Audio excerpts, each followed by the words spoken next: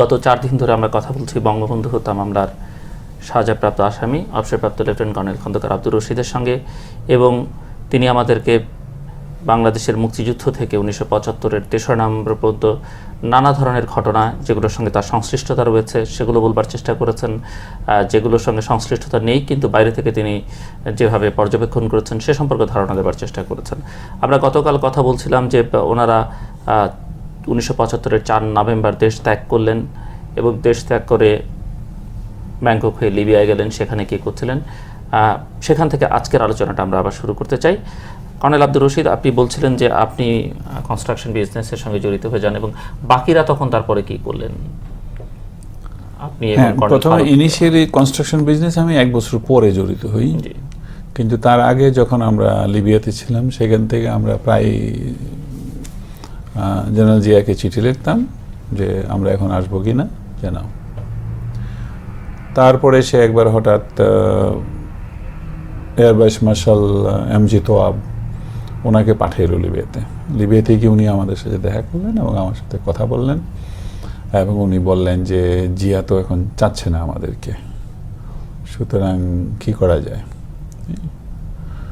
তখন জিয়া আমরা যে কী করা যায় সেটা তাহলে তো সেটা অন্যায়, কিন্তু তখন আমাকে এমজি তোয়াব বললো যে একটা হবে যে তুমি একবার দেশে আসো। তা আমি বলে দেশে আসবো এইভাবে, ঠিক আছে যদি জেনারেল জিয়া বলে আমাকে যেতে তাহলে আমি সেই হিসাবে যাব। তখন আমাকে ডাকালেন এমবিসি, বাংলাদেশ এমবিসি আমাকে টিকিট দিল। তারপরে টিকিট দেওয়ার পর তারপরে আমি গেলাম, গিয়ে ঢাকাতে পৌঁছলাম এবং ঢাকাতে জিয়ার সাথে কথা হবে। তো প্রথম জেনারেল মঞ্জুরের সাথে কথা হলো। তো মঞ্জুর আমাকে হিন্ট দিল যে আমাদের ইচ্ছাকে তুমি একলা আমাদের সাথে রাজনীতিতে থাকো, আর বাকি ওদেরকে আমরা দেশে চাই না, সুতরাং ওদেরকে আমরা ভাবছি যে মঞ্জুর বললেন হ্যাঁ ওইটাকে আমরা ভাবছি ওদের সবাইকে আমরা বিভিন্ন এমবিসিতে আমরা পোস্টিং দিয়ে দিয়ে ওরা এমবিসিতে চাকরি করতে চলে যাক। তখন আমি বললাম যে আমি কিছু না, জেনারেল জিয়া কি বলে সেটা শুনি। তো জেনারেল জিয়া তখন আমাকে ডেকে তখন বললেন যে প্রথম মিটিংয়ে বললেন যে তোমার সাথে আমি কাজ করতে পারি কিন্তু আর কারোর সাথে সম্ভব না, এবং ওদেরকে চাই যে তুমি বলো আমি ওদেরকে বিভিন্ন এমবেসিতে পোস্টিং দিয়ে দিই, আর তুমি যদি এমবেসিতে কাজ করতে চাও তাহলে আমি তোমাকে এমবেসিতে তুমি যেতে পারো, যে কোনো জায়গায় তোমার পছন্দ। আমি বললাম যে না, এমবেসিতে কোনো চাকরি আমি করব না, এবং এই মুহূর্তে আপনার সাথে এসে কাজ করা সেই ব্যাপার আমার একটু চিন্তা করে দেখতে হবে, কারণ এর মধ্যে এত ঘটনা ঘটে গেছে আপনার পরিবর্তনের মধ্যে দিয়ে। তারপরে যারা এখানে ছিল এবং জাসুদের ইনফিল্ট্রেশন যেখানেই দেখছি, এমনকি খালেদ মোশাররফের এগেনস্টে যখন ওরা মুভ করছে সেইখানেও আমি ইনফিল্ট্রেশন ওদের দেখলাম, যে ওদের একটাই স্টাইল, যেখানে যেটা করো straight way just shoot them and kill them. তো সেটা একটা। তখন বলো যে এখন আমি তো যারা যারা বেশি এরকম করে তাদেরকে আমি অ্যারেস্ট করে ফেলছি এবং তাহেরকেও আমি অ্যারেস্ট করছি। সুতরাং আমি বললাম আমি জানি তাহেরকে আপনি অ্যারেস্ট করছেন, এখন অ্যারেস্ট করছেন, কিন্তু এই ঘটনাগুলো এইভাবে হয়তো সেটা যে আপনি জানতেন না তা না, এবং আপনি জানেন বলেই আমি জানি যে তাহেরকে আপনি জানেন ইমিডিয়েটলি হয়তো উইদিন ও মাত্র অ্যারেস্ট করছিল, তো এবং ইমিডিয়েটলি তাহেরকে আপনি তাড়াতাড়ি হ্যাং করবেন সেটাও আমি জানি, কারণ এছাড়া আপনার কোনো উপায় নেই। তো তখন বললো যে দেখো এটা পলিটিক্যাল গেমে অনেক কিছু করতে হয়, সুতরাং এটা পলিটিক্যাল গেমে করতেছে, আমি যেটা ভালো মনে করছি আমি সেটা করছি, এখন তুমি আমার সাথে কাজ করবে কি করবে না সেটা অবশ্য তোমার ইচ্ছা। তখন আমি বললাম যে আমার ইচ্ছা হলে আমরা ঠিক আছে আমি চিন্তা করে বলছি। জি। ঠিক, তো চিন্তা করে বলে তারপরে আমি আমার ইউনিটে, উনি বললো যে তুমি তোমার ইউনিটের ট্রুপসগুলো দেখতে চাই, তুমি ইউনিটে ভিজিট করো, তারপরে করে ওদের সাথে কথাবার্তা বলো। আমি গিয়ে নর্মাল ওদেরকে বললাম just maintain discipline, in a difficult time you have maintained discipline, and now also you should maintain the discipline, that's all, and continue with your service. You are not going to be harmed because you have not done anything wrong. এবং general Zia, he knows it very well, and I am sure general Zia অন্তত two ফিল্ডের কাউকে ক্ষতি করবে না, এবং সে করেও নাই। ইন দ্য মেন টাইম এগুলো কলের টাইমে হঠাৎ নিজের গায়ের জোরে চলে আসছে, ওকে গভর্নমেন্ট পারমিশন দেয় নেই আসার জন্য, ডালিম। তারপরে কর্নেল ফারুক আসছে, কর্নেল ফারুককেও গভর্নমেন্ট পারমিশন দেয় নেই আসার জন্য, আমাকে পারমিশন দিয়েছে, এবং এমবিসি আমাকেই শুধু টিকিট দিয়েছে এবং আমার ফ্যামিলির জন্য টিকিট দিয়েছে। ওরা বলছে তুমি একবারে ফ্যামিলি এবং বাচ্চাদেরকে নিয়ে আসো, এবং ওদের টিকিটের জন্য পারমিশন ওর এমবিসিতে দিয়ে দিছে, যেখানে জমির আহমেদ ছিল তখন চার্জ ডিএফএস লিবিয়ান এমবিসিতে, you can verify it from him. তো কর্নেল ফারুকও চলে আসছে, আইসে ফারুক স্ট্রেইট ওর ইউনিটে চলে গেছে, এবং তো there is a virtual difference in the discipline. আমি যতক্ষণ পর্যন্ত জিয়া আমাকে নিজে বলে নাই ইউনিটে যাওয়ার জন্য, আমি যাইনি, কারণ আমি যাওয়াটা ডিসিপ্লিনের বাইরে মনে করি। তো সেটাতে জিয়া খুবই ক্ষিপ্ত ছিল, যেটা কী ব্যাপার, আমি ডাকলাম কী জন্য আর ওরা কী করলো, তখন আমাকে জিয়া তাড়াতাড়ি ডাকলো, আমাকে জিয়া ডেকে তারপরে বললো যে দেখো এই ঘটনা, ফারুক আসছে, ফারুক আইসা তারপরে তার ইউনিটি স্টেট চলে গেছে, ডালিম আসছে, কিন্তু ওদের কোনো পারমিশন, তার আমরা শিওরলি ওদের কোনো পারমিশন নাই। তো এনে দেখে তারপর বলো যে তোমাকে আমি একটা রিকোয়েস্ট করি,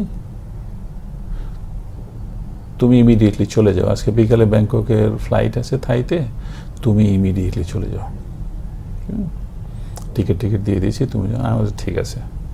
তখন আমরা দেখেন একটা জিনিস, Faruk he is a nationalist, but he is naive on many political side and to calculate all these political tricks or in the power tricks. Yeah? I can understand it better than him.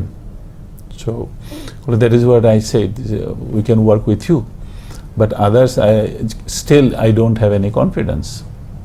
তো আমি request করলাম যে ঠিক আছে, ফারুক গেছে আপনার তার ট্রুপসটা, আমিও আগেও জানি এটার মধ্যে ইনফিল্ট্রেটেড আছে, এবং এই ট্রুপসগুলি আবার ফারুককে নিয়ে একটু নাচতেও পারে, যে ফারুক আসছে সুতরাং হয়তো ওদের লাস্ট নাচাটা একবার নাচে দেখবে, কিছু করা যায় না। আমি জানি যে বগুড়ার থেকে গিয়ে কি করবে, ওখান থেকে এসে সাভারে গেছে, সাভার থেকে এসে তারপরে বগুড়াতে গেছে, মেইন ইউনিট বগুড়াতে ছিল, তো বগুড়াতে ওরা বসে ঠিক আছে যাচ্ছে, যাক বগুড়াতে যাক। তো গিয়ে যদি সেটা হয়ও, এটাতে আপনার কোনো ক্ষতি হবে না, কারণ বগুড়া থেকে সে কিছু করতে পারবে না, কিন্তু তার যে ইউনিটে ইনফিল্ট্রেট হয়েছে, ওরা কিন্তু এটাকে নিয়ে নাচবে, এটার মধ্যে ফারুকেরও নিজের কোনো কন্ট্রোল থাকবে না, আগেও কোনো কন্ট্রোল ছিল না, সবগুলো অ্যাকশনের মধ্যে এক্সাজারেটেড অ্যাকশন হয়েছে, without any order and without any instructions, because I am confident that Farooq has never given that sort of instruction. He is not a person of that type. So সেইখানে গেলে don't harm him, you send him back.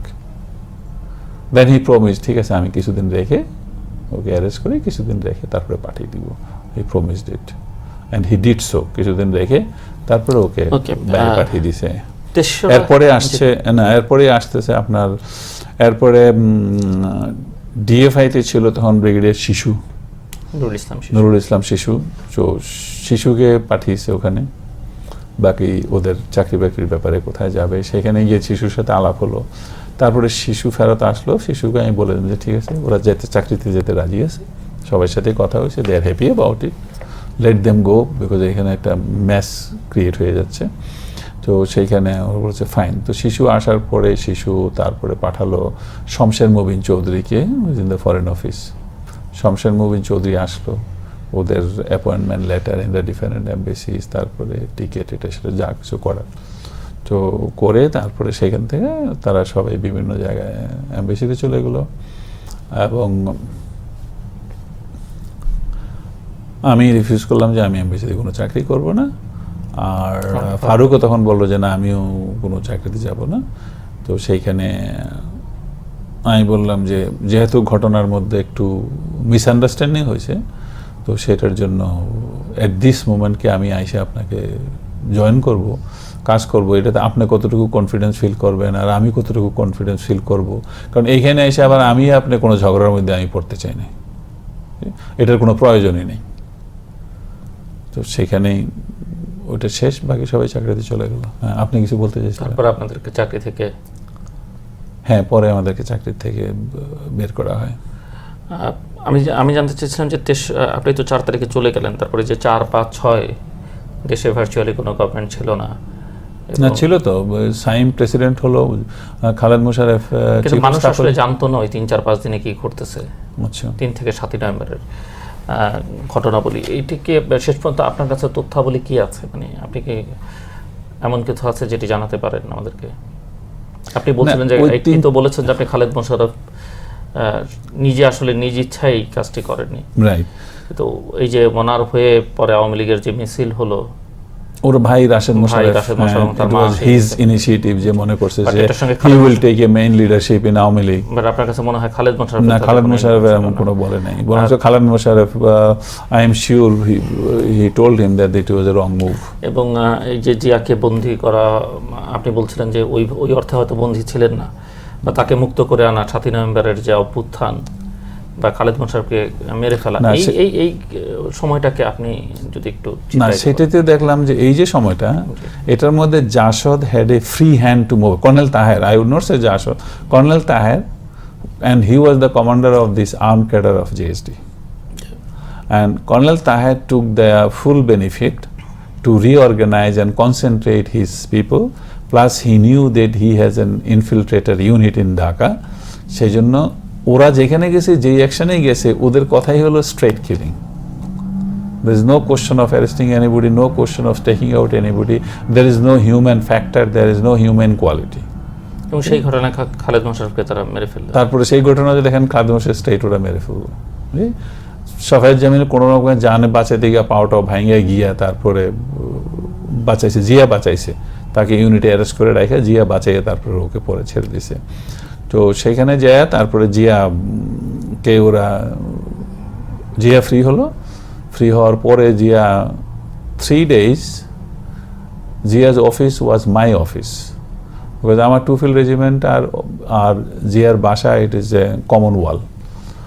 তো যখন সে release হলো সেখানে আসছে, এবং সেইখানে আইসাই immediately colonel Taher এবং ওরা সোলজাররা জিয়াকে যে ডিমান্ড দেয়, first demand was 52 point, and later on বিপ্লবী সৈনিক সংস্থার নামে, বিপ্লবী সৈনিক সংস্থার নামে 52 পয়েন্ট ডিমান্ড দেয়, এবং 12 পয়েন্টস পরে এটাকে রিডিউস করে করে তারপরে সেকেন্ড টাইমস ওরা 12 পয়েন্টস ডিমান্ড দেয়। অ্যান্ড ওই ডিমান্ডগুলো যদি আপনি দেখেন, then that demands definitely it is drafted by colonel Taher, এবং তাহের ওদেরকে দিয়ে সেটাকে প্লেস করেছে জিয়ার কাছে, এবং সে সবসময়ই বলতো জিয়া এগুলো সব অ্যাপ্রুভ করবে এবং হবে এগুলো। ওইটা দিয়ে তারপরে জিয়াকে রিলিজ করে, তখন ওরা বললো যে ঠিক আছে, জিয়া এগুলো এগ্রি করলে, মোটিভেটেড হয়ে তারপরে রিলিজ করলো। জিয়া তখন he was taking time,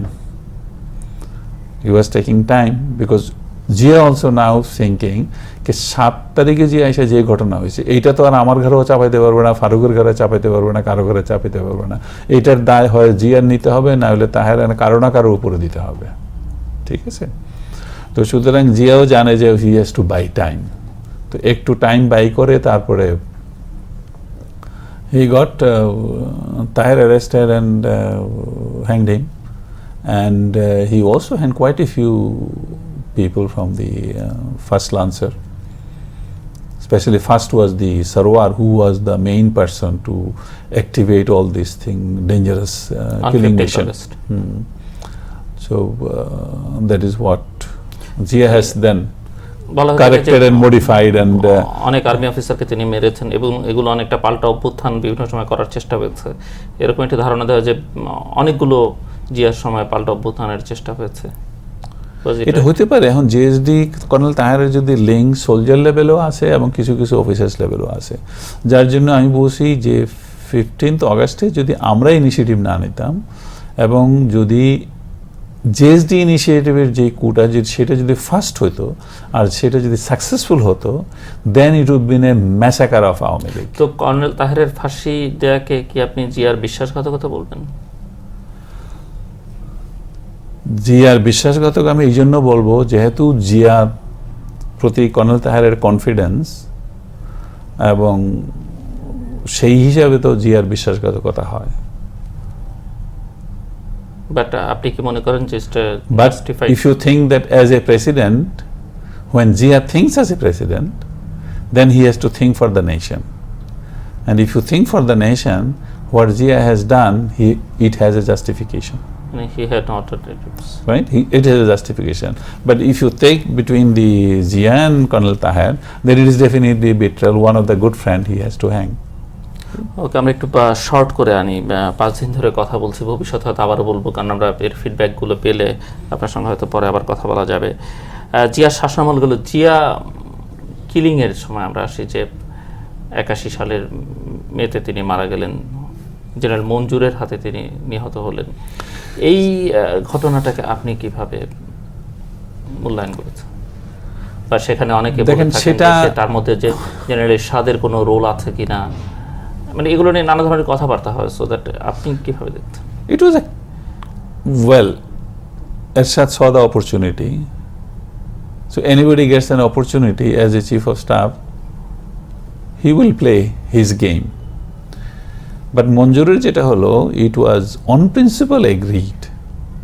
When we made General Ershad as the deputy chief and Zia as chief of staff, তখন সেখানে মঞ্জুরও ছিল ডিসকাশনে।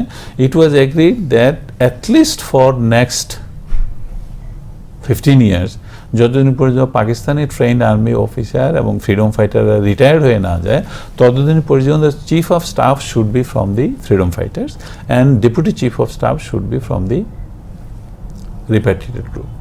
আচ্ছা, এখন সেইখানে to become the chief of staff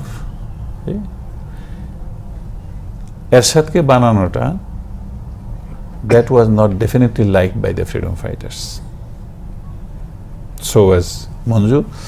তো Monjur was expecting যে জিয়া যখন প্রেসিডেন্ট হবে এবং তখন একটা মুহূর্তে যখন চিফ অফ স্টাফ চেঞ্জ করার প্রশ্ন আসবে, then he should be the one. He is capable, honest person. He should be the one, and for that Monjur has really worked for Zia. Nobody can say that he had any doubtful move against Zia. No, not at all. He was always loyal to Zia, and he gave the good service to Zia, and Zia benefited out of his good service. And when the time came, he was not made chief of staff. Okay.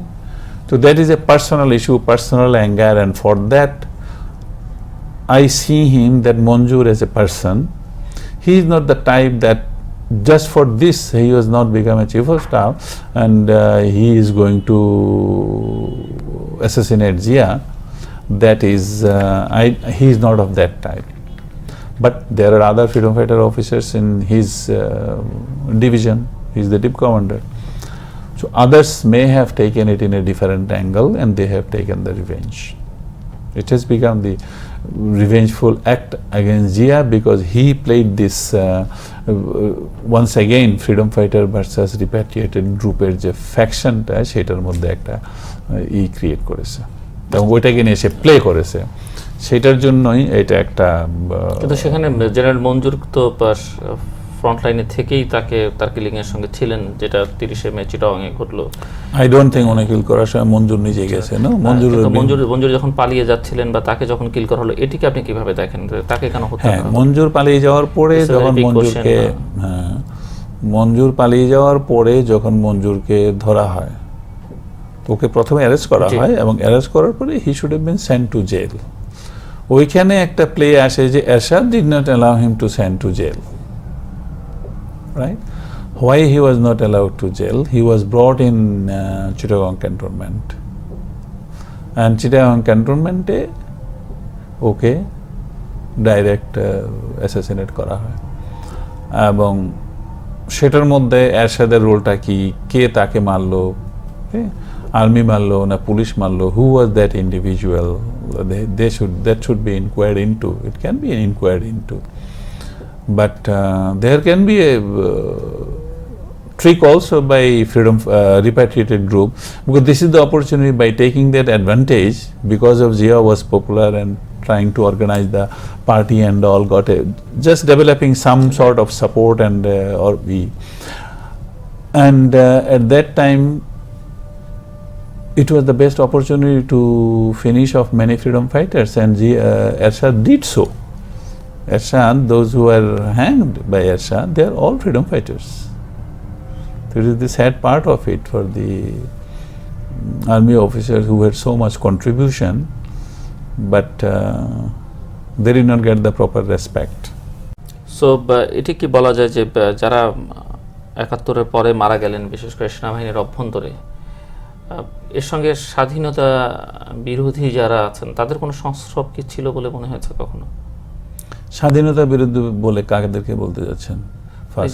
যারা এখন ধরা যাক যে political force যারা আছে, যারা মুক্তিযুদ্ধের সময় বিরোধিতা করেছে, এই ফোর্সের কোনো ইনভলভমেন্ট? ওটার মধ্যে তো আমরা শুধু জামাতে ইসলামী আছে, আর তো এমন কিছু ভিজিবল কিছু নাই, মানে মুসলিম গ্রুপটা আছে না। মুসলিম লীগের কারো কোনো গ্রুপের কোনো কিছু আছে বলে আমার জানা নেই। এরশাদ খুব উচ্চ অভিলাষী ছিলেন বা ক্ষমতা লিপ্সুসিত ক্ষমতা দখল করেছেন, যেহেতু মানে আপনারা তাকে কিভাবে দেখেছেন? না, এরশাদ শেষের দিকে ডেফিনেটলি উচ্চাভিলাষী হয়েছে, এবং he got an opportunity for the Zia's assassination, and he used it fully in his favour. এবং তারপরে সে ব্যালেন্সটাকে মেনটেন করে দেন, ম্যাক্সিমাম ফ্রিডম ফাইটার চলেই গেছে, সুতরাং it is maximum junior freedom fighter officers or the seniors আর দ্য রিপ্যাট্রিয়েটেড অফিসার্স। সুতরাং সেইখানে he was more comfortable as a army chief, and he said then this is the right time that we can take and we can recover this whatever the point of anger came. এবং উনি ক্ষমতা দখল করলেন এবং ৯ বছর দেশ শাসন করলেন, এবং সেই সময়টাতে আপনারা দেশে গেলেন, আপনাদের তিনি নিয়ে গেলেন, কেন কিভাবে গেলেন?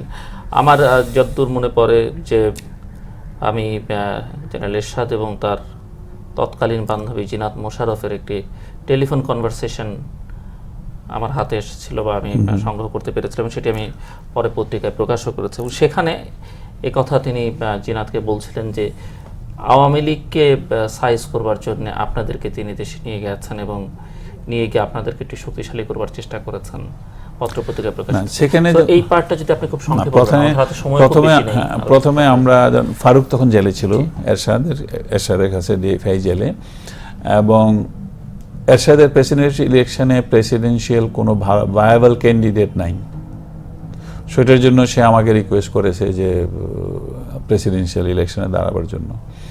আমি বললাম বাইরে, আমি বললাম আমার তো জানাবার দরকার নেই, ফারুক আপনার কাছে আছে, সুতরাং ফারুককে ছেড়ে দেন, ফারুক প্রেসিডেন্সিয়াল ইলেকশন করবে, ইট ইজ দ্য সেম।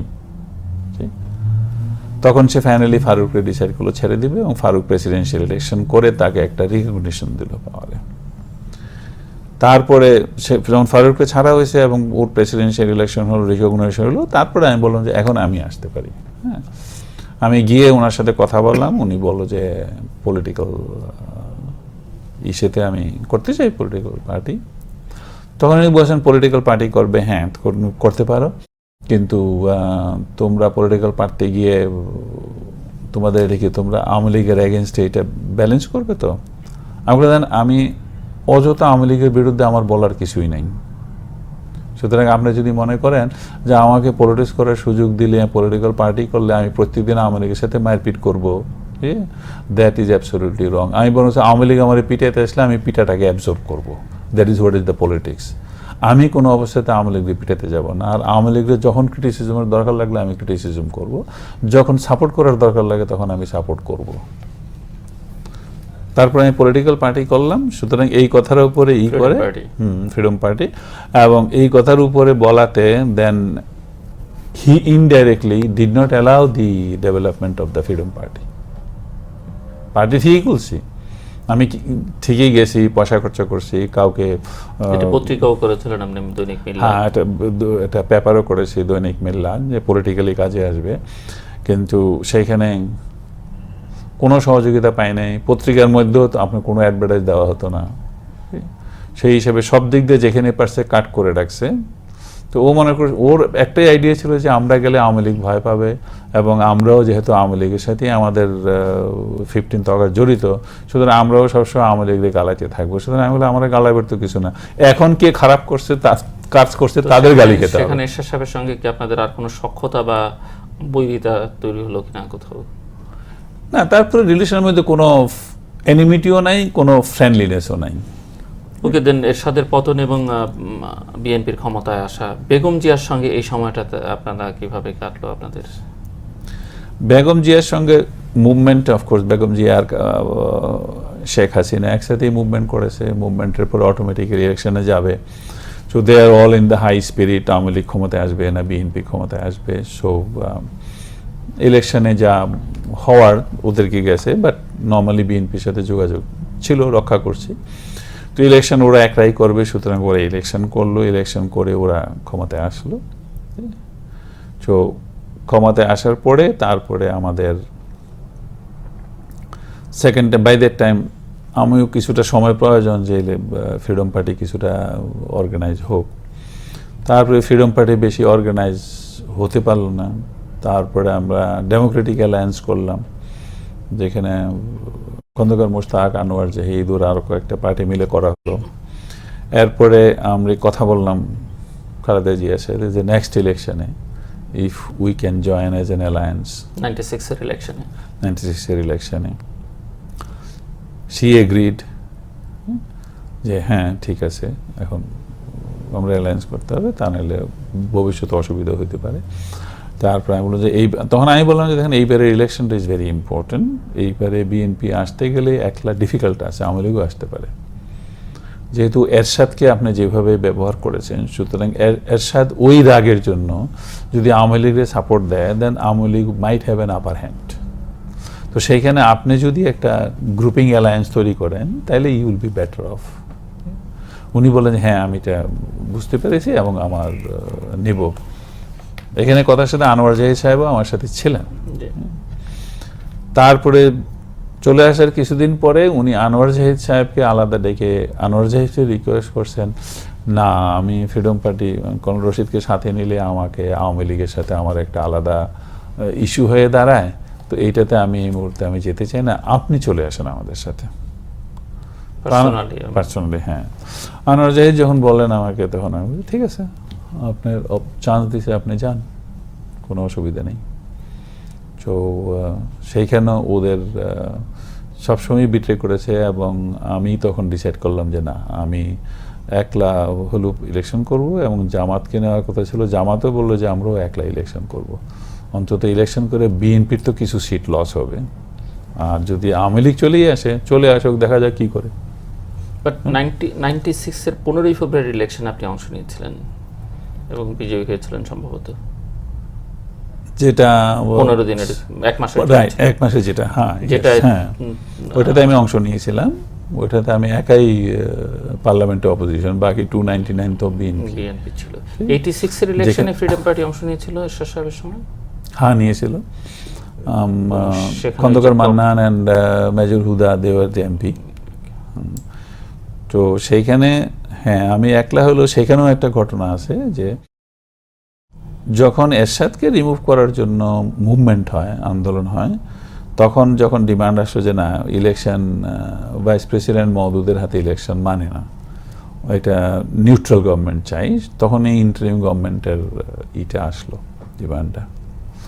তখনই আমি ফার্স্ট স্টেটমেন্ট দিলাম যে ইন্টারিম গভর্নমেন্টের যে demand, it is absolutely right, বরঞ্চ আমাদের দেশে যদি রাজনীতিকে প্রতিষ্ঠিত করতে হয়, তাহলে ভবিষ্যতের সমস্ত ইলেকশনগুলো একটা ইন্টারিম গভর্নমেন্টের আন্ডারে হওয়া উচিত। সেটা বলার জন্য আমাকে বিএনপি অনেক ক্রিটিসাইজ করছে, তুমি এই কথা বলতে গেলে কেন? আমি বলি কেন, এটা খারাপ কি বলছি? বলে ভবিষ্যতে আমরা ক্ষমতায় আসলে তার ইলেকশন দিতে পারবো না, ইন্টারিম লাগবে। আমি বলি ভবিষ্যতে ইলেকশন করতে গেলে ইন্টারিমে আসতে হবে, I told the Saifur Rahman also. ভবিষ্যতে করতে গেলে ইলেকশনে ইন্টারিমে আসতে হবে। 96 ইলেকশন হলো, আওয়ামী লীগ ক্ষমতায় আসলো, আপনাদের বিরুদ্ধে মামলা হলো, আপনার কাছে কি মনে হয় যে মামলাটা যা হয়েছে, মামলা তো এখন দেখেন মামলাটা মানে আপনি যদি খুব শর্টলি 2-3 মিনিটের মধ্যে একটু বলেন আমাকে। মামলাটা হলো it is absolutely A wrong trial. Right. If you read the Fifth Amendment, there is two things. One is the presidential ordinance. Another is the constitutional amendment. Constitutional amendment is the Fifth Amendment which Zia has done. সেটি Which is নিয়ে Parliament. Already আদালত high court বলেছে যে fifth অ্যামেন্ডমেন্টও অবৈধ, যদিও সেটি appellate ডিভিশনে আছে এখনো অমীমাংসিত। Fifth Amendment অবৈধ। জি। Fifth Amendment যদি অবৈধ হয়, তাই না, তাহলে শুধু আমরা না তো, এটা খন্দকার মোশতাক থেকে নিয়ে ফিফথ অ্যামেন্ডমেন্ট যেদিন জিয়াউর রহমান প্রেসিডেন্ট হয় না এই পর্যন্ত সব কিছু ইললিগাল।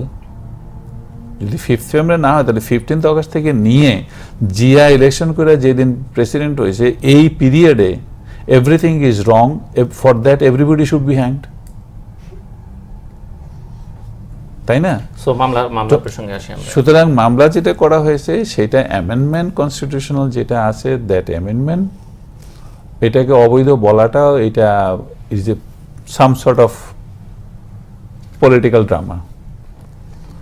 জাজেস শুড আন্ডারস্ট্যান্ড, যেটা পার্লামেন্টে ডিসাইড করুক, এটা ইলেকশন এটা ফেয়ার হলো আনফেয়ার হলো সেটাই কিছু না, পার্লামেন্টে 2/3 মেজরিটিতে যদি অ্যামেন্ডমেন্ট করা হয় সেই অ্যামেন্ডমেন্টটা is a part of law and part of the constitution. Ordinance are not the part of the constitution, not the part of the law. It is a temporary arrangement. তো টেম্পোরারি গভর্নমেন্ট চালাবার জন্যই ordinance লাগছে। এখনো তো এতগুলো ordinance হচ্ছে, যখন parliament আসবে, যে আপনি যদি বলেন যে না এটা ওই ফিফথ অ্যামেন্ডমেন্ট যদি অবৈধ হয়, তো এখন যে গভর্নমেন্ট আছে এখন যেটা অ্যামেন্ডমেন্ট হবে এই অর্ডিন্যান্সগুলোর কাজগুলো সবগুলো ধারাবাহিকতার জন্য, তাহলে এই অ্যামেন্ডমেন্টও তো অবৈধ হবে। অবৈধ হলে তাহলে এখন যারা আছে ক্ষমতায়, যারা দেশ চালাচ্ছে, তাদেরও সবারই হ্যাং হওয়া উচিত। তো আপনাদের তো মনে হয়েছে যে 96 আওয়ামী লীগ ক্ষমতায় আসবার পরে, শেখ হাসিনা প্রধানমন্ত্রী হবার পরে এরকম মামলা বা এই মামলাকে আপনাদের মোকাবেলা করতে হবে, সেই ধারণা তো আগের থেকেই ছিল বোধহয়। হ্যাঁ, সেখানে আসলে মানে এটি কোয়াইট ন্যাচারাল যে শেখ হাসিনা আমরা ওর যেটা ইমোশনাল ফ্যাক্টর সেটার জন্য আমরা বুঝতে পারি যে এটা একটা ভেঞ্জিয়েন্স আসবে। আপনি ওনার এই ইমোশনাল ফ্যাক্টরটাকে কিভাবে দেখেন? সেই ইমোশনাল ফ্যাক্টরটা দেখেন, একটা মেয়ে হিসাবে পুরো ফ্যামিলির উপরে যখন একটা এরকম ধরনের ঘটনা হয়, অবশ্যই psychologically she had to be disturbed. সুতরাং সেজন্য ওকে মাফ করা যেতে পারে, কিন্তু আবার যখন পলিটিক্যাল গেমে আসবে এবং পলিটিক্যাল পাওয়ারে আসবে, প্রাইম মিনিস্টার হবে এবং ভবিষ্যতেও আবার প্রাইম মিনিস্টার হওয়ার জন্য চান্স আছে বা চেষ্টা করবে, তখন তাকে ইমোশনের সাথে পলিটিক্যাল অ্যাঙ্গেলটাও দেখা উচিত। That is the maturity of the politicians. সেইখানে যদি শুধু ভেঞ্জিয়েন্সটা প্রায়োরিটি পায়, দেন ইট ইজ রং। তো she given the priority to the ভেঞ্জিয়েন্স।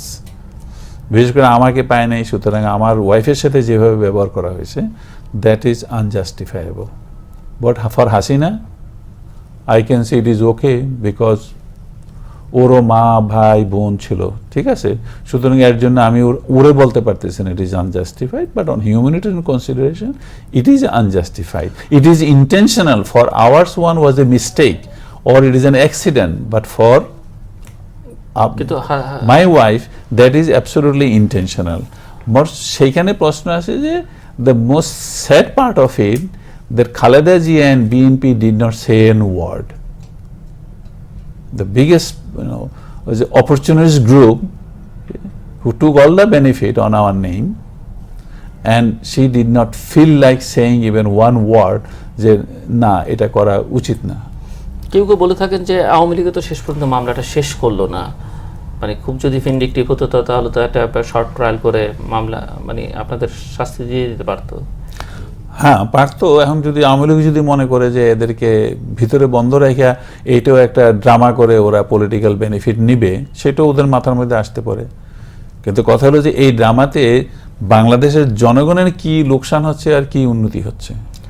Awami লীগের পরে বিএনপি ক্ষমতায় আসলো, বিএনপির 5 বছরকে কিভাবে দেখবেন এবং সেখানে খুব সংক্ষেপে আপনি 1-1.5 মিনিটের মধ্যে যদি বলেন। এবং সেখানে বিএনপি যেদিনই ক্ষমতায় আসছে আমরা এখানে 3টে ক্যারেক্টার যদি দেখি, একদিকে বঙ্গবন্ধু কন্যা শেখ হাসিনা, তার বাবা মা ভাই বোন সব সপরিবারে নিহত হয়েছেন, বোন নয় অবশ্য, অন্যান্য আত্মীয় স্বজনরাও। অন্যদিকে বেগম জিয়া তার স্বামীকে হারিয়েছেন, তারেক রহমান তার বাবাকে হারিয়েছেন, আরাফাত রহমান তার বাবাকে হারিয়েছেন। তাদেরকে তাদের যেভাবে দেশ পরিচালনা করেছেন, দেশ পরিচালনার সঙ্গে তাদের যে সম্পর্ক ছিল, সেটিকে আপনি কিভাবে মূল্যায়ন করেন? দেখেন, তাদের দেশ পরিচালনায় যখনই 2/3 মেজরিটি পাইছে, তখনই আমার ধারণা আছে এটা 2/3 লুট হবে এবার Bangladesh. That was my personal feeling. প্রথমবার যা দেখছি, তো এটাই আমার ধারণা ছিল। আর সেখানে এসে হ্যাঁ, মিসেস জিয়ার জন্য স্বামী গেছে, তো আমার মনে হয় না স্বামীর জন্য কেউ অত কাঁদে বা একদম সাইকোলজিক্যালি ব্রেকডাউন হয়, অথবা বউর জন্য কেউ অত কাঁদে আর একদম সাইকোলজিক্যালি ব্রেকডাউন হয়, তাই না? অনেক সময় অনেকে ফ্যামিলিতে ভালো না বললে খুশি হইতে পারে, কিন্তু হ্যাঁ, তারেক রহমান আর আরাফাত রহমান ওদের জন্য বাপ মারা গেছে। তো ওদের জন্য ওরা সাইকোলজিক্যালি সেম পর্যায়ে আছে যেটা হাসিনা আছে এবং তারেক আছে, কারণ তাদের জন্য বাপ মারা গেছে, সে ছেলে, একজন ছেলে আর একজন মেয়ে, এইটাই ডিফারেন্স। তা নাহলে there psychological situation is almost in the same footing. এবং সেইখানেই fear is Tarique, the Tarique with that psychological background and what he has done during these last 5 years, he will be more dangerous to the nation and politics. Unless he rectifies himself, what he is going through now, if he learns a lesson that this sort of activities has no benefit, if he built up his maturity, and then if he thinks that no, we have to think different, we have to start afresh, and we have to start a new way of national interest, and the past should be forgotten and forgiven. And even Awami League, if they also think the past enough is enough, it should be forgotten, it should be forgiven, and we all should start anew. And that is for the new start, best interest of the country. কথা বললেন। 11ই জানুয়ারির পট পরিবর্তন, এটি নিয়ে অনেক ইতিবাচক মনোভাব আছে, এবং এখানে যেহেতু এর পেছনে সামরিক বাহিনীর পেছনে নানা ধরনের প্রশ্ন এখানে আছে। তো আপনার কাছে কি মনে হয় এই পরিবর্তন এবং যেভাবে দেশ চলছে এই গত কয়েক মাসে, তাতে কি মনে হচ্ছে, এর ভবিষ্যৎটা কি মনে হয় আপনার কাছে? দেখেন, যে পট পরিবর্তন বর্তমানে হয়েছে, যেভাবে সিচুয়েশন ছিল এবং যেভাবে সিচুয়েশনকে নেওয়া হয়েছে, এটার কোনো অল্টারনেটিভ ছিল না। কারণ এই কিছুদিনের ঘটনা, ইলেকশনকে নিয়ে যে মুভমেন্ট, আওয়ামী লীগের মুভমেন্ট, দেন বিএনপির যে ব্যবহার, ওটার মধ্য দিয়ে আপনার কতগুলো জিনিস যদি হিসাব করা হয়, তাহলে দেখতে হবে বিএনপি 2/3 মেজরিটি পেয়েছে, Awami League is gone extremely down, which is not acceptable to Awami League. আচ্ছা, এখন নতুন ইলেকশনে আওয়ামী লীগ পার্টিসিপেট করতে আসবে, knowing fully well it will be a total failure for their part. সুতরাং সেই পরিস্থিতিতে আওয়ামী লীগ কেন পার্টিসিপেট করবে ইলেকশনে? For them movement is better. আর আওয়ামী লীগের মধ্যে একটা এক্সপার্টিজ আছে, যেটা হলো agitational politics, movement oriented politics, এবং সেটা 47-এর পরের থেকে করে আসছে এবং 75-এর পরের থেকে করে আসছে। তো ওদেরকে আপনার এইটার থেকে সরানো যায় না, ওরা মনে করে এইটাই হলো ওদের বেসিক পলিটিক্যাল স্ট্রেংথ। সুতরাং ওরা এমন একটা সিচুয়েশনে ওরা ইলেকশনে কেন পার্টিসিপেট করবে? এবং ওদের যেটা কথা হলো, সেটা একদিক দিয়ে হলো corruption, which should be tackle, country cannot go like this. তারপরে ইলেকশনে ইকুয়াল ফুটিং। এখন ইকুয়াল ফুটিংয়ের জন্য এবারের ইলেকশনে আসলো আপনার এরশাদকে একটা ফ্যাক্টর হিসেবে ধরা হলো। বিএনপি এরশাদকে চাইছে ওদের সাথে, জাতীয় আওয়ামী লীগ এরশাদকে চাইছে ওদের সাথে। সুতরাং প্রথমে এরশাদ বিএনপির সাথে। এই প্রসঙ্গটা আমরা মনে হয় আমরা ওই দিকে না বলে আমরা যদি 11 জানুয়ারির পরের যে পরিবর্তনটা হলো সেটিকে আপনি কিভাবে দেখছেন যদি বলেন, বা এটি এখন অনেক ধরনের রিফর্মস সরকার করছে, 11 জানুয়ারি সাস্টেইনেবল হবে কিনা, বা এখানে এখন আর্মির ভূমিকাটা কি হবে, বা ইলেকশনটা তো বলা হচ্ছে 2008 ডিসেম্বরের মধ্যে করতে হবে, এর মধ্যে কাজগুলো তারা শেষ করতে পারবে কিনা, না পারলে কি হবে, মানে সব কিছু মিলিয়ে এক ধরনের অস্থিরতা অনিশ্চয়তা কিন্তু আছেই দেশে। হ্যাঁ, তো এটি সমাধানের কি পথ আছে বলে মনে হয় আপনার কাছে? বা দেশের মধ্যে বর্তমানে এটা সত্যি একটা বিরাট সমস্যা হয়ে দাঁড়িয়েছে, এবং সেই সমস্যাটাকে আপনার এরা কেউ নিজেরা আসেনি, অবস্থার পরিস্থিতিতে ওদেরকে আসতে হয়েছে, এবং এসে ওরা যে রিফর্মগুলো আনতে চাচ্ছে কেউ বলতে পারবে না যে এই রিফর্মগুলো খারাপ, বাংলাদেশের জন্য খারাপ। বাংলাদেশের জন্য ভালো, জনগণের জন্য ভালো। হ্যাঁ, পলিটিক্যাল পার্টির জন্য খারাপ। পলিটিক্যাল পার্টি, দুইটা বড় পলিটিক্যাল পার্টি ইকুয়ালি এরকম করাপশন এক্সপোজার ওরা জীবনে কোনোদিন হয়নি। একদম একটা পলিটিশিয়ান হিসেবে এই করাপশনে হলে জাপানে আগেই দেশের প্রতি মাফ চেয়ে ওরা রিজাইন করে, তাই না? আমাদের দেশের কথা আলাদা, এরা হলো একটা কথা আছে না, চোরের সিনাজুরি, বাংলা কথা আছে না? তো এখন হলো আমাদের দেশের চোরদের হলো অবস্থা তাই, কারণ ওদের কম্পিটিশন যে না আমরাই সবচেয়ে ভালো, আমরাই সবচেয়ে অনেস্ট, আমরা চোর না। তো এই সিনাজুরিটা ওরা দেখাবে, ওরা ওদেরকে রেকটিফাই করা ইজ ভেরি ডিফিকাল্ট। ওই কালচার আমাদের মধ্যে নাই, ওই থিঙ্কিং আমাদের মধ্যে নাই। It is a lack of education, সেজন্য lack of political leadership growth, ওই ম্যাচুরিটি আসতেছে না। এখন সেখানে যে রিফর্ম নিচ্ছে যত ভালোই হোক, এইটাকে প্রপারলি ইমপ্লিমেন্ট করতে গেলে it has to be accepted by all political parties, especially the two major political parties. If they don't accept it, if you do it by force now with the present team, it will be reversed. আপনি শেখ হাসিনাকে যে ক্ষমতায় এসে পার্লামেন্টে গিয়ে কিছুই খালেদা জিয়াকে অথবা বিএনপি এবং আওয়ামী লীগরে ক্ষমতার বাইরে রাখতে পারতেছেন। ইলেকশন দিলে ওরা ভাইগা দল ভাইগা আরেকটা গ্রুপ বানাই হলে ইলেকশন করবে, জিতবে, ওদের কাছে পয়সা আছে, ওরা পয়সা দিয়ে ভোট কিনতে জানে, অন্য নতুন লোক আইসা ওদের সাথে হিমশিপ খাবে, ওরা আইসাই গিয়ে তারপরে অ্যামেন্ডমেন্ট করবে না।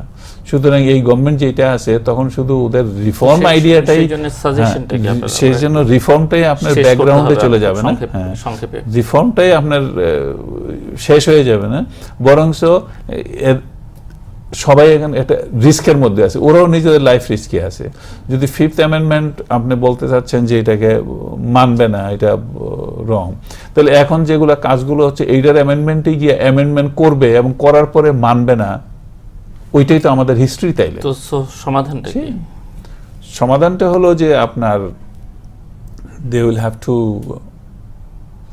আলটিমেটলি এটাকে এই অ্যামেন্ডমেন্ট এখন যার যে গভর্নমেন্ট তাদেরকে যদি বাঁচতে হয়, আমাদের মতো অসুবিধায় পড়তে না হয়, তাইলে এই অ্যামেন্ডমেন্ট করতে হবে এবং একটা স্টেজে গিয়ে ইলেকশন দিতেই হবে, এবং নট নেসেসারি কি ইলেকশন একদম 2008 হোক, প্রয়োজন হলে এটা আরও 1 বছর পরে হতে পারে, কারণ বিদেশিরা কি বলছে সেটা বড় কথা না, আমার দেশে কি হচ্ছে সেটা হলো বড় কথা, তাই না? সামরিক শাসন, সেইখানে আপনার যদি সেটা ডিলে করা হয় তাহলে একটা সময়ের মধ্যে এসে হয়তো সিচুয়েশন ফোর্স করবে সামরিক বাহিনীকে ক্ষমতা নিতে, কারণ সিভিলিয়ানদের জন্য যারাই আছে এইটাকে অত ট্রিকি সিচুয়েশন হ্যান্ডেল করা ইজ ডিফিকাল্ট। এখনো ওরা যতটুকু হ্যান্ডেল করছে, যতটুকু বলছে, রিফর্মের কথা বলছে, এটা আর্মি ব্যাক সাইডে আছে বলে। আপনাদের সময় সামরিক শাসন দেয়া আর এখন তো কেউ সেটি অ্যাকসেপ্ট করবে না। না, সামরিক শাসন দেওয়ার কোনো প্রয়োজন নেই। State of emergency is the same as সামরিক শাসন। এটার মধ্যে ব্যাসকমটা কোথায়? আমি কোনো ব্যাসকম নাই। আলোচনাটা শেষ করে আনতে চাই, আপনাদের এইসব ঘটনাবলী নিয়ে অ্যান্থনি মাসকারেনাস, লরেন্স লিফশুলস তারা বই লিখেছেন এবং এগুলো বাংলাদেশে বহুল প্রচলিত, প্রচারিত, এগুলো কি রেফারেন্স হিসেবে টানা হয়? ওনারা দুজন তো আপনাদের সঙ্গে কথা বলেছেন, আপনাদের কি ধারণা যে এই দুজনের বইতে যা আছে লরেন্স লিফশুলের সাথে কর্নেল তাহেরের বা জিএসডির একটা আলাদা ভালো সম্পর্ক আছে, এবং maybe he likes their political thoughts, but present সার্কামস্টেন্সেসে ওয়ার্ল্ড সার্কামস্টেন্সেস নেন আর দেশের ভিতরের সার্কামস্টেন্সেস নেন, এটাতে ওইসব ধরনের জিনিস আজকাল চলে না।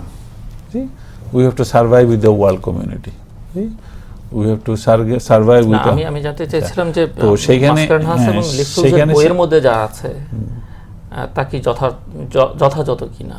না, আমাদের ব্যাপারে যেটা সেটা যথাযথ না। এবং তাহেরের সাথে অ্যাকচুয়াল প্রিন্সিপাল হিসেবে যেই কথা বলছে সেটা লরেন্স লিপসুলও জানে না, কারণ লরেন্স লিপসুল আমার সাথে কথা বলে নাই। যখন কথা হবে আমার সাথে, then when he knows all this things, then also he will have to think what was it. আর বিশেষ করে অ্যান্থনি মাসকানার যেটা লেগেছে সেটাও কর্নেল ফারুকের উপরে বেস করে, কারণ অ্যান্থনি মাসকানা আমি প্রথম দিন থেকে আমি বিশ্বাস করতে পারিনি, অ্যান্ড তখন সেটার উপরে বেসিস করে লিখছে, কর্নেল ফারুকের সম্বন্ধে কিছু লিখছে, এবং সেই জন্য আমি সত্যিকার ঘটনা সে যতই চেষ্টা করছে আমি তাকে কিছু বলিনি, আমি তাকে কিছুই বলি নাই। ইন্টারনাল আমার আলাপ কার সাথে কি হয়েছে এবং জিনিসটা কিভাবে শিফট হলো, এটা পুরোপুরি আর্মির মধ্যে কেন থাকলো না, এখানে সিভিলিয়ান মোস্তাক কোত্থেকে চলে আসলো, কেন এগুলো কাউকে বলা হয় না, this is the first time I am telling it. এবং সেই হিসাবে আপনার ও যেটা লিখে তারপরে আপনার সে জিয়ার কাছে গেছে বলে এরকম, ওরা তো তোমার জিয়া তোমার এগেনস্টে অনেক কিছু বলে, and Zia paid him money and then he removed many things, even what Farooq has said. হ্যাঁ, মাসকারানাস। তারপর ওর থেকে পয়সা নিয়ে আর বই ওটা পাবলিশ করেনি। এরশাদ ক্ষমতায় আসলো, এরশাদ ক্ষমতায় তখন এরশাদে বলো যে এখন এই জিয়ার বইটা আছে, এটা আমি পাবলিশ করলে তোমার ফায়দা হবে, তুমি পয়সা দাও। এরশাদ থেকে পয়সা যে ওনারা পয়সা দিয়েছেন, হ্যাঁ, আপনি কিভাবে জানলেন? দিয়েছে এরশাদ, আমার সামনে তো আর দেয় নাই, কিন্তু এরশাদ সবাইরই পয়সা দেয়।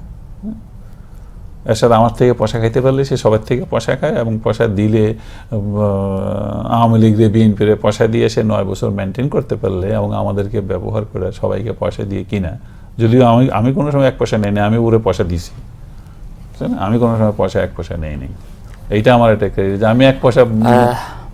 আমরা অনুষ্ঠানের শেষ প্রান্তে যা কিছু ঘটনা, বিশেষ করে 15ই আগস্টের ঘটনা বলি, এই ঘটনার জন্যে আপনি অনুতপ্ত কিনা বা কতটা অনুতপ্ত, আপনার যেটুকু ইনভলভমেন্ট সেটুকুর জন্য? আমি রাজনৈতিক ক্ষেত্রে আমার যে কন্ট্রিবিউশন সেটার জন্য আমি অনুতপ্ত মোটেই না। তবে পারিবারিক ব্যাপারে যারা ক্ষতিগ্রস্ত হয়েছে, এটা যে যেভাবেই করুক সেটার জন্য আমি অবশ্যই বাকিদের মতো আমার অনুতপ্ত বলেন, ফিলিং বলেন, যেটা হওয়া উচিত ছিল, যেটা আমি মনে করি যেটা হওয়া উচিত ছিল না, এবং যা হয়েছে সেটা ঠিক হয়নি। আপনি কি আত্মসমর্পণ করবেন? যেহেতু মামলায় সাজা হয়েছে, অনেকে জেলে আছেন, 2-1 জন তো মারাও গেছেন, এবং যারা জেলে আছেন তারা ইতিমধ্যে অ্যাপিল করেছেন, এবং আমার ধারণা যে আপনি আত্মসমর্পণ করবার আগে অ্যাপিলও করতে পারছেন না। না, আমি পারছি না। আমি আত্মসমর্পণ বাংলাদেশের জন্য কি লাভ হবে? যদি বাংলাদেশের জনগণ মনে করে এবং বাংলাদেশের জনগণ, বাংলাদেশের রাজনীতি যদি আমাকে ওই কনফিডেন্সটা দিবে যে আমি আত্মসমর্পণ করে যদি আমাকে হ্যাং করা হয়, সেটাতে আমি 1 সেকেন্ডও বিলম্ব করব না, 1 সেকেন্ডও আমি আফসোস করব না যে এটার মধ্যে যদি বাংলাদেশের কোনো উন্নতি হয় এবং বাংলাদেশের জনগণের কোনো উন্নতি হয়।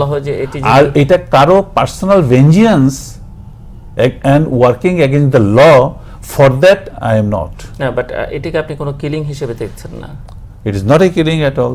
It is your language. It is a political assassination. It is a political assassination. It has been accepted throughout the world, and there are many coups. Some are bloody and some are not. So অনেকে বলেন যে আপনারা সবসময় we are talking about Islam. So ইসলাম তো এটা permit করে না, so আপনি এটাকে কোনোভাবেই কিলিং হিসেবে দেখছেন না। এবং আপনি যদিও বলেছেন যে এর সঙ্গে আপনার কোনো ব্যক্তিগত ইনভলভমেন্ট ছিল না, আপনি জানেননি, পরিকল্পনার মধ্যে সেটি ছিল না, সো দ্যাট এর জন্য কোনো ব্যাড ফিলিংস আপনার? লিডারশিপ প্ল্যানিং এ ছিল, কিন্তু ফ্যামিলি প্ল্যানিং এ ছিল না। লিডারশিপটা তো সেটা একটা প্রসেসের মধ্যে যে আপনি বলেছেন যে তাকে একটা পলিটিক্যাল ওই রাতের প্ল্যানের মধ্যে ছিল না, নট এট অল। সো আপনি মনে করছেন যে আত্মসমর্পণ করবার কোনো প্রয়োজনীয়তা নেই এবং দরকার নেই? না, কারো আশা পূরণ করার জন্য, ভেঞ্জিয়ান্স কে ফুলফিল করার জন্য আমার মোটেও না। বাট আমার আত্মসমর্পণের মধ্যে যদি বাংলাদেশের জনগণের উন্নতি হয়, আমি এই পর্যন্ত ওদের জন্য কাজ করে আসি, and I don't mind it. যে আসলে এই ঘটনার পরে আপনারা কি পেলেন, আপনি, আপনার পরিবার, আপনার সন্তানরা, আপনার স্ত্রী বা অন্য যারা ছিলেন তারা কি পেলেন, এবং বাংলাদেশি কি পেল? আসলে আমরা কেউ কিছু পাইনি। হয় এক জেলে আসি অথবা বিজনেস করছি, পয়সা রোজগার করছি, খাচ্ছি দাচ্ছি, কিন্তু প্রতিটি মুহূর্ত বাংলাদেশের কথাই মনে হয়। বাংলাদেশের রাজনৈতিক ঘটনা আসলেই সেটা চিন্তা হয় বাংলাদেশের ক্ষতি হবে না ভালো হবে, সুতরাং সেটা সবসময় মনে আছে। বাংলাদেশের জনগণকে শ্রদ্ধা করি, ওদের প্রতি আমার যথেষ্ট ভালোবাসা, এবং আমি মনে করি ওদের দোয়ায় আমরা বেঁচেও আছি এখন পর্যন্ত। আর বাংলাদেশের যদি বলেন, তাহলে বাংলাদেশও তো এটা থেকে লাভবান হয়েছে যে 15 আগস্টের পরে বিভিন্ন প্রসেসের মধ্য দিয়ে অন্তত আমরা এখনো একটা ডেমোক্রেটিক লাইনে আছি, এবং বর্তমানে একটু সন্দেহ থাকলেও এইটা টেম্পোরারি হওয়া উচিত, এবং পরবর্তীতে আমাদের একটা এনশিওর করা উচিত যে সত্যিকার ডেমোক্রেটিক পাথ যেটা, সেটা থাকা উচিত। এবং ওইটাই আমাদেরকে আমাদের যে স্বাধীনতা যুদ্ধের যে মেইন একটা অবজেক্টিভ ছিল, যেটা সবার জন্য এত কিছু স্যাক্রিফাইস করেছে, সেটা তাদেরকে অবদান দেওয়া হবে এবং তাদের রক্তের প্রতি সম্মান দেখানো হবে। আর ব্যক্তিগতভাবে লাভ আমরা নেই, কিন্তু জিয়া ব্যক্তিগতভাবে লাভ নিয়েছে, এরশাদের ব্যক্তিগতভাবে লাভ হয়েছে, খালেদা জিয়ার ব্যক্তিগতভাবে লাভ হয়েছে, ওদের সাথে যারা আছে পার্টি হিসাবে বলেন, ইন্ডিভিজুয়াল মন্ত্রী, মিনিস্টার, সবারই লাভ হয়েছে। বাংলাদেশ আর্মির লাভ হয়েছে, তো বাংলাদেশের জনগণেরও কিছুটা লাভ হয়েছে। যতটুকু উন্নতি হোক, বেশি হয় নাই, চুরি বেশি করছে, যতটুকু উন্নতি হোক, এই উন্নতিরও 15 আগস্ট না হলে হতো না। অতটুকু ফ্রিডম অফ মুভমেন্ট বাংলাদেশে হতো না যদি 15 আগস্ট না হতো। আপনারা জানেন ওয়ান পার্টি সিস্টেম, এবং সেইখানে সব বন্ধ করে দিয়ে সেটার মধ্যে সব কাগজ গভর্নমেন্টের সিলেক্টেড 3-4টা করে, এবং ইত্তেফাকের মতো পেপারও বন্ধ ছিল। সুতরাং সেইখানে গিয়ে আপনি কি বলতে পারতেন? আপনার এই প্রাইভেট টিভি চ্যানেল আর বিভিন্ন more than 100 daily papers and all এই যে চলতেছে, এই ফ্রিডমগুলো তো ছিল না। আজকে আওয়ামী লীগও তো 15 আগস্টের পরে এসে আর ওয়ান পার্টির কথা তো বলছে না, ওরা তো ডেমোক্রেসির কথা বলছে, ফেয়ার ইলেকশনের কথা বলছে। সুতরাং ইনডাইরেক্টলি আওয়ামী লীগও বেনিফিটেড। ওইভাবে চলতে গেলে পরে যে ঘটনাটা হতো, ওইটা যদি পুরো আওয়ামী লীগ ধ্বংস হয়ে যেত। সেই 15 আগস্ট হতো না, মুজিব কন্টিনিউ করলো 1 বছর 2 বছর, তারপরে যখন সেই এটার যখন রিঅ্যাকশনটা আসতো, আওয়ামী লীগের নতুন জন্মদান আপনার ভূমিকা আছে। আপনি হ্যাঁ, সেটা যদি হয়তো আপনি দেখেন, Awami League should have been totally finished. Today Awami League is also doing politics, they are also benefited. ওরা যদি ওই জিনিসটা বুঝতে পারতো পলিটিক্যালি, তাহলে ওরা মোশতাকের সাথে ফুললি কোঅপারেট করে ওদের সাপোর্ট করা উচিত ছিল to survive the difficult stage. They did not. প্রিয় দর্শক, আমাদের বিদায় নেবার পালা। আমাদের এই অনুষ্ঠান সম্পর্কে অর্থাৎ তৃতীয় মাত্রা সম্পর্কে আপনারা যে কোনো ধরনের মতামত, পরামর্শ, জিজ্ঞাসা জানিয়ে আমাদের লিখবা ঠিকানা পরিচালক, তৃতীয় মাত্রা চ্যানেল, IGP বক্স 2433 ঢাকা 1000। যারা ইমেল করতে চান করতে পারবেন এই অ্যাড্রেসে tmatra@ccn-media.com, এবং SMS এর মাধ্যমে আপনারা আপনাদের মতামতগুলো আমাদের জানাতে পারেন 6969 নাম্বারে SMS করে, যে কোনো মোবাইল থেকে। কর্নেল আব্দুর রশিদ, অসংখ্য ধন্যবাদ আপনাকে গত 5 দিন ধরে আমাদেরকে সময় দেওয়ার জন্য। নিশ্চয়ই আবার কথা হবে আপনার সঙ্গে আমাদের ভবিষ্যতে।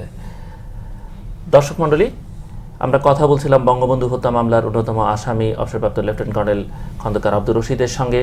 তিনি 75-এর পট পরিবর্তনের বিভিন্ন ঘটনাবলী সম্পর্কে আমাদেরকে অবহিত করেছেন। তিনি 75-এর 15ই আগস্টের যে হত্যাকাণ্ড, সেই হত্যাকাণ্ডের পরিকল্পনা সম্পর্কে আমাদেরকে জানিয়েছেন। তাদের মাথায় কী ছিল, তারা কি করতে চেয়েছিলেন, কি করতে পারেননি, সেগুলো আমাদেরকে জানিয়েছেন। একটি কথা বলা যায় যে এই ঘটনা থেকে ব্যক্তিগতভাবে তারা কোনো লাভবান হননি, অনেকেই লাভবান হয়েছেন, সে কথাও তিনি বলেছেন। 1971-এ বাংলাদেশ স্বাধীন হয়েছে, বাংলাদেশের অনেক অর্জন হয়েছে, কিন্তু এই প্রশ্ন কিন্তু মাঝে মধ্যে ঘুরে ফিরে আসে, দেশটি স্বাধীন করে আমাদের কি লাভ হলো? 75-এর পরিবর্তন, ওনারা বলেছেন যে ওনারা একদলীয় শাসন থেকে বাংলাদেশকে মুক্ত করেছেন, বহুদলীয় গণতন্ত্র উপহার দিতে পেরেছেন, অনেকেই রাজনীতি করছেন, এমনকি আওয়ামী লীগও সেই রাজনীতি করবার সুযোগ পেয়েছে। কিন্তু এই প্রশ্ন কিন্তু আবার অনেকেই তুলছেন যে ৭৫-এর পট পরিবর্তন আসলে শেষ পর্যন্ত কী লাভ হলো, বাংলাদেশের সাধারণ মানুষের কী লাভ হলো, এইসব প্রশ্ন থাকবেই। তবে ইতিহাসের অনেক অজানা কথা, অনেক অজানা অধ্যায় উনি আমাদেরকে জানিয়েছেন, যে কথা ওনারা কখনই বলেননি। গত 5 দিন ধরে সেসব কথা আমাদেরকে শুনিয়েছেন। এর কতটা সত্যি, কতটা মিথ্যে, কতটা সঠিক নয়, এটি ইতিহাসের নির্ধারণ করবে। উনি বলেছেন, উনি যা বলেছেন ওনার শেষ জীবনের এই অংশে এসে যা কিছু বলেছেন তা ভেতর থেকে বলেছেন, এতদিন বলেননি, এখন বলছেন এবং সত্যি কথাই বলছেন। উনি সাহসের সঙ্গে বলেছেন যে উনি আত্মসমর্পণ করবেন না, কারণ উনি মনে করেন উনি যা করেছেন দেশের জন্যই করেছেন, কারো ব্যক্তিগত প্রতিশোধ স্পৃহা বাস্তবায়নের জন্য আত্মসমর্পণ করবার কোনো প্রয়োজন নেই। উনি বলেছেন যে উনি দেশের জন্য সবসময় অনুভব করেন, দেশের প্রয়োজনে যে কোনো সময় জীবন দেবার জন্য প্রস্তুত রয়েছেন। কাজেই আমরা আশা করব ভবিষ্যতে এইসব বিষয় নিয়ে আমরা অন্যদের সঙ্গে কথাবার্তা বলবো, যাদের বিরুদ্ধে